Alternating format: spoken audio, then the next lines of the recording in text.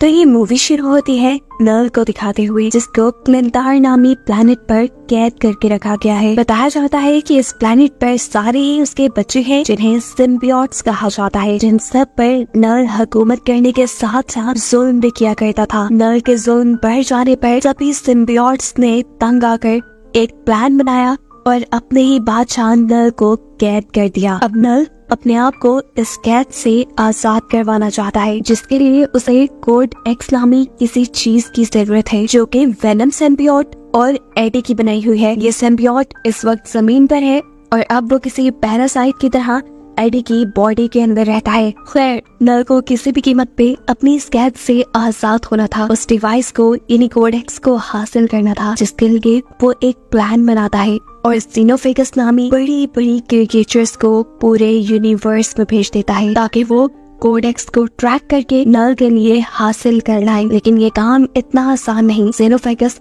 Code x को तभी track कर पाएंगे जब वेनम सिम्बियोट पूरी तरह से एडी की बॉडी को अपने कंट्रोल में लिए होगा। अब सीन कट होकर हमें एडी को दिखाया जाता है, जो एक बाहर में बैठा किसी से बातें कर रहा था। अचानक उसके पीछे कोई पोर्टल ओपन हुआ, जो पोर्टल उसे अपने अंदर खींच के ले गया और मालूम हुआ कि वो अब एक दूसरे यूनिवर्स में पहुंच चुका है। इस यूनिवर्स में भी है वो इस वक्त प्लेनेट अर्थ पर ही, और एक शॉकिंग बात उसे ये पता चली है कि पूरी दुनिया उसे और उसके वेनम सिम्बियोट को ढूंढ रही है। लेकिन यहाँ पर एडी और वेनम ये फैसला करते हैं कि वो न्यूयॉर्क जाएंगे और एक खास आदमी को ब्लैकमेल करेंगे, जो इस सारी सिचुएशन से उनको बाहर निकाल सकता है। अब इससे पहले कि ये लोग इस शहर से निकल पाते, ये दोनों देखते हैं कि कुछ लोगों ने मासूम डॉग्स को पकड़ा हुआ था, जिन्हें वो फाइटिंग कंपटीशन के अंदर लेकर जाने वाले थे। ऐसे इन डॉग्स की जान खतरे में थी और इन डॉग्स को बचाने के लिए एडी और वेनम सिम्बियोट इन लोगों से लड़ने लग जाते हैं।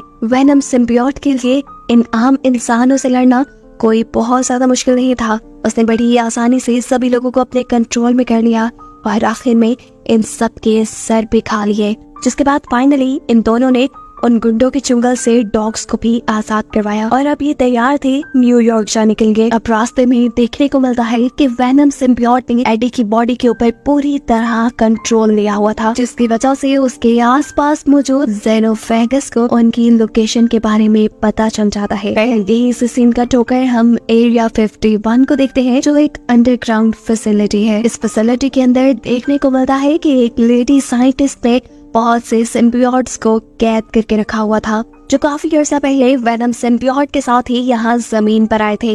यही लेडी साइंटिस्ट के साथ हम रेक्स नामी एक सोल्जर को भी देखते हैं, जो सिम्बियोट्स के ऊपर ही स्टडी करने के लिए यहाँ आया था और वो ये जानना चाहता था कि आखिर क्यों ये सिम्बियोट्स दुनिया पे आए थे और वो दुनिया से यानी अर्थ से चाहते क्या है। लेडी साइंटिस्ट रेक्स को सिम्बियोट्स के बारे में बताने लगती है, जो किसी पैरासाइट की तरह किसी दूसरी क्रिएचर के साथ रह सकते हैं। और इस टाइम लेडी साइंटिस्ट किसी ऐसी क्रिएचर की तलाश में है जिनके साथ ये सिम्बियोट्स अपना अच्छा रिलेशन बना ले, लेकिन अभी तक वो इस मिशन में कामयाब नहीं हुई। यहीं पर अब लेडी साइंटिस्ट को खबर मिलती है कि उन्हें एक ऐसा आदमी मिला है जिसका ऑलरेडी सिम्बियोट से काफी अच्छा रिलेशन है, लेकिन यह आदमी उनके साथ कोई कोऑपरेट नहीं कर रहा, यानी उन्हें कुछ सिम्बियोट्स के बारे में ज्यादा इन्फॉर्मेशन नहीं दे रहा, उनसे बात नहीं कर रहा। मालूम होता है कि ये आदमी सिम्बियोट्स के बारे में बात इसलिए नहीं कर रहा क्योंकि जिस सिम्बियोट के साथ उसने अपने आप को सिंक किया था, उस सिम्बियोट ने उसे मरने के लिए अकेला छोड़ दिया। यहाँ पर लेडी साइंटिस्ट इस आदमी को एक और सिम्बियोट देती है सिंक करने के लिए, यानी अपने साथ रिलेशन बनाने के लिए, और साथ ही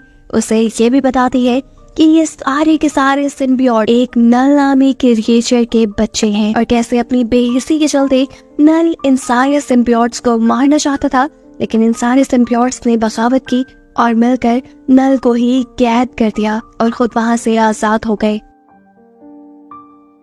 नल अब अपने उस कैद से आजाद होना चाहता है, जिसके लिए उसे कोड एक्स की जरूरत है। समझ लो वो कोड एक्स उसकी जेल की चाबी है और वो कोड एक्स इन्हीं सिम्बियोट्स में से किसी एक सिम्बियोट ने बनाया है। लेकिन जितने सिम्बियोट यहाँ मेरे पास है, इनमें से किसी के पास भी कोड एक्स नहीं, और उसी कोड एक्स को लेने के लिए नल ने बहुत सारे ज़ेनोफेगस अब अर्थ पे यानी दुनिया में भेजे हैं। इधर हमें तो पता है कि वो कोड एक्स है वेनम सिम्बियोट और एडी के पास। अब सीन दोबारा वहीं पे शिफ्ट होते हैं जहां हमने देखा था कि सफर करते हुए वेनम सिम्बियोट ने पूरी तरह एडी की बॉडी पे कंट्रोल ले लिया था और उसी की वजह से एक जेनोफेगस ने उन्हें ट्रैक भी कर लिया। वो अब उनसे जैसे ही कोडेक्स लेने के लिए उनके पीछे आता है तो यहाँ हमें मूवी का एक बहुत ही जबरदस्त शॉट दिखाया जाता है जिसमें वेनम सिम्बियोट और एडी का सामना हो रहा है जेनोफेगस से, और ये लोग प्लेन के ऊपर लड़ रही है।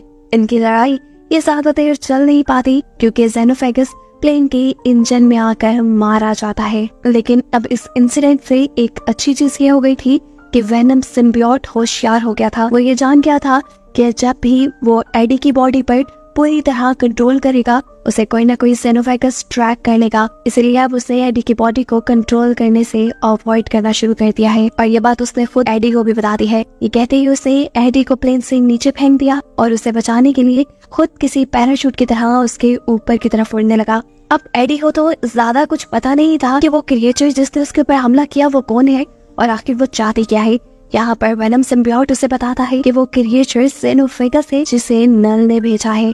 असल में नल कोड एक्स लेना चाहता है जो उसके जेल की चाबी है जो हम दोनों ने मिलकर बनाई है, और अगर हम दोनों में से कोई भी मर गया तो वो चाबी खत्म हो जाएगी। एडी कंफ्यूज था कि उसने कोई कोडेक्स कब तैयार किया। तब वेनम सिम्बियोट उसे सारी पुरानी कहानी सुनाता है जहाँ पर उन्होंने कोडेक्स को क्रिएट किया होगा। अब यहाँ इन्हें बातें करते हुए देख लेते हैं रेक्स के आदमी यानी सोल्जर्स जो असल में किसी ऐसे ही सिम्बियोट को ढूंढना चाहते थे जिसने किसी इंसान के साथ लिंक बनाया हो और उससे वो बातें कर सके और जान सके कि आखिर उनके दुनिया पे आने का मकसद क्या है। एडी खुद इतना ज्यादा ताकतवर नहीं था लेकिन जैसे तैसे करके उसने इन सोल्जर से बचने की कोशिश की और अपने आप को बचाने के चक्कर में उसने गलती से एक सोल्जर को भी मार दिया। उसकी हमेशा से ताकत उसका सिम्बियोट ही रहा था, लेकिन अब सिम्बियोट उसके ऊपर पूरी तरह कंट्रोल नहीं ले सकता था क्योंकि अगर वो ऐसा करता तो कोई ना कोई जेनोफेगस उनको ट्रैक कर लेता और उनकी ये मुसीबतें और ज्यादा बढ़ जाती। इसी सारी लड़ाई के चलते हम देखते हैं कि एडी गलती से पानी में गिर चुका है। तैरने की उसमें ताकत नहीं थी और अगर उसे बचाना था तो वो वेनम सिम्बियोट को ही बचाना था। वेनम सिम्बियोट उसे बचाने के लिए यहाँ ना चाहते हुए उसके ऊपर पूरी तरह कंट्रोल कर लेता है और ऐसे काफी सारे जेनोफेगस उन्हें ट्रैक कर लेते हैं। अब यहाँ इससे पहले कि जेनोफेगस इनके ऊपर हमला कर लेता ये लोग होशियारी दिखाते हैं और पानी से निकलने के फौरन बाद ही वेनम एडी की बॉडी को छोड़ देता है जिसकी वजह से जेनोफेगस उसे देख नहीं पाता और झुंझला कर वो यहाँ काफी सारे सोल्जर्स को मार देता है जो एडी और वेनम के पीछे ही पड़े थे। एडी तो मौका पाकर यहाँ से भाग चुका था लेकिन पैदल वो कितना भी आगे जाता। यहाँ उसकी किस्मत उसका साथ देती है और उसे एक फैमिली मिल जाती है जो रोड ट्रिप पर निकली हुई थी। वो फैमिली एडी को लिफ्ट दे देती है और बताती है कि ये लोग एरिया 51 पर रुकने वाले हैं क्योंकि इन्हें बहुत सारे एलियंस को किन्हीं सिम्बियोट्स को देखना है। एडी भूखा था। ये फैमिली एडी को खाने के साथ साथ जूते भी देती है क्योंकि एडी के पास इस टाइम जूते भी नहीं थे। रास्ते में ये फैमिली फाइनली एडी को लॉस वेगस छोड़ चुकी थी। हम यहाँ पर आकर एडी अपनी एक पुरानी फ्रेंड से मिलता है जो कि एडी के वेनम वाले रूप से बहुत ही ज्यादा इम्प्रेस थी और उन्हें खुश करने के लिए या मजबूरन उनके स्टार्ट करने पर वेनम को एडी की बॉडी पर कंट्रोल लेना पड़ता है, जिसके बाद ये दोनों यहाँ पे डांस करते हैं और इनके इस हैप्पी मूवमेंट का नतीजा ये निकलता है कि बहुत सारे जेनोफेगस उसे ट्रैक कर लेते हैं। अब इससे पहले कि यहाँ पर ही लड़ाई शुरू हो जाती वेनम एक और मर्तबा अक्लमंदी दिखाता है और एडी की बॉडी को छोड़ देता है जिससे सारे जेनोफेगस कंफ्यूज हो जाते हैं। एक तो अच्छा काम हो गया लेकिन जैसे एडी की मुश्किल कम होने भी नहीं आ रही। यहाँ पर मालूम हुआ कि लॉस वेगस के अंदर भी रेक्स ने एडी को देख लिया है। बस फिर क्या था, रेक्स और उसकी पूरी टीम ने एडी को पकड़ लिया। उन्होंने एडी और उसके वेनम सिम्बियोट को अलग कर दिया और फिर जब एडी की आँख खुली तो वो एरिया 51 के अंदर था। यहाँ एडी के साथ एडी की ही जैसे एक और इंसान जिसे कैद किया गया था जिसका एक सिम्बियोट के साथ रिलेशन भी था, वो एडी को बताता है कि नल जो इन सभी सिम्बियोट का किंग है वो पागलों की तरह एडी और वेनम सिम्बियोट को ढूंढ रहा है और ये खबर तो पहले से ही एडी को थी। यहाँ पर हम देखते हैं कि रेक्स जो कि एक सोल्जर है वो बहुत ही ज्यादा खुश है क्योंकि एडी और वेनम सिम्बियोट का रिलेशन अभी तक काफी अच्छा है और उसे एडी की मदद से काफी सारी इंफॉर्मेशन मिल भी सकती है। वो अब इस जगह का सारा कंट्रोल अपने हाथ में ले लेता है और यहाँ मौजूद साइंटिस्ट को भी यहाँ से चले जाने को कहता है। अभी तो उसे एडी से पुराने बदले भी लेने थे। एक तो पिछली मरतबा वो रेक्स के हाथ नहीं लगा था ऊपर से उसने रेक्स के कई बंदे भी मार दिए थे, जिनका बदला लेने के लिए वो एडी को एक मर्तबा बाहर निकालकर उसे शूट करने की कोशिश करता है। लेकिन एडी की किस्मत अच्छी थी यहाँ पर, क्योंकि वेनम एक और मर्तबा उसे बचाने के लिए यहाँ गया। लेकिन अब सवाल तो ये है कि वेनम सिम्बियोट को तो इन लोगों ने कैद कर दिया था, तो वो यहाँ आया कैसे? असल में वेनम जानता था कि रेक्स एडी के साथ कुछ ना कुछ तो बुरा करेगा। उसका ख्याल रखने के लिए उसने यहाँ साइंटिस्ट के साथ अच्छा बॉन्ड कर लिया, जिस साइंटिस्ट को रेक्स फसूल में इस फैसिलिटी से निकालना चाह रहा था। बस उसी साइंटिस्ट की मदद से वेनम सिम्बियोट अपने जेल से आजाद हुआ और उसने अपने एडी को बचा लिया। लेकिन यहाँ सिचुएशन कंट्रोल में आने के बजाय इनके साथ और भी बुरा हो चुका था, क्योंकि एडी को बचाने के लिए वेनम सिम्बियोट ने उसके ऊपर कंट्रोल लिया था और ऐसे जेनोफेगस उसे ट्रैक करते हुए यहाँ आ गए। अब यहाँ पे मौजूद लेशर सिम्बियोट जो ये बात जानता था कि ये जेनोफेगस नल ने भेजे है और वो वेनम से कोड एक्स लेना चाहते हैं, वो इस सिम्बियोट को रोकता है, इससे लड़ता है और वेनम को यहाँ से भागने का मौका देता है, ये कहते हुए कि तुम चले जाओ और कभी नल को आजाद मत होने देना, यानी नल को कभी कोड एक्स मत देना। अब वेनम जानता था कि ये जेनोफेगस यहाँ पे मौजूद इंसानों को भी मार देगा उसे ढूंढते हुए, इसलिए चाहते हुए उसे साइंटिस्ट ने कहा कि यहाँ पर मौजूद सारे सिम्बियोट्स को खोल दो ताकि वो आप लोगों से रिलेशन बनाकर जेनोफेगस से आप लोगों को बचा ले।